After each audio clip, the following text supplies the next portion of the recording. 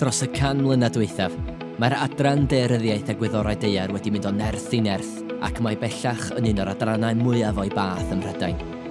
Mae ganddi hanes balch o ran ymchwil addysgu, a dyma un o'r adrannau cyntaf ym Mhrydain i gynnig graddau daearyddiaeth ddynol a physegol ar wahân. Eich prifysgol chi yw hi, hawliwch y mwyaf ohoni.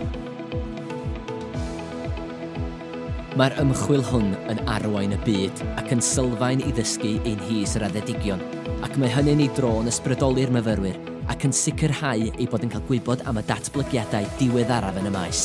Rydym yn cynnig dewis eang o raddau mewn gwahanol feysydd ac mewn gwahanol fformatau: daearyddiaeth, daearyddiaeth ddynol a daearyddiaeth physegol.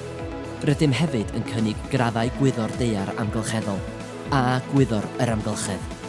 Mae'r Adran Daearyddiaeth a Gwyddorau Daear yng nghanol campws Penglais, gyda amrywiaeth o gyfleusterau o fewn tafliad carreg i'r adran. Mae pwyslais cryf yma ar ddysgu rhyngweithiol, ac mae hynny'n elfen amlwg o'n dosbarthiadau maes. Mae'r myfyrwyr yn cael cyfle i wneud dosbarthiadau maes ym mhob blwyddyn o'i gradd. Rydym yn manteisio'n helaeth ar dirwedd canolbarth Cymru i gynnal dosbarthiadau maes lleol. Mae cyrsiau maes preswyl estynedig yn cael eu cynnal dramor yn ail flwyddyn ein cynlluniau gradd mewn lleoedd fel Iwerddon, Sela Newydd, Efrog Newydd ac Ynys Creta.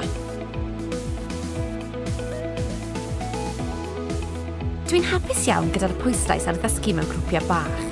Yn ystod fy nghwrs, ges i lawer o amser gyda fy mhywtor personol mwyn cael yr adborth a'r cymorth i helpu gyda fy ngrad.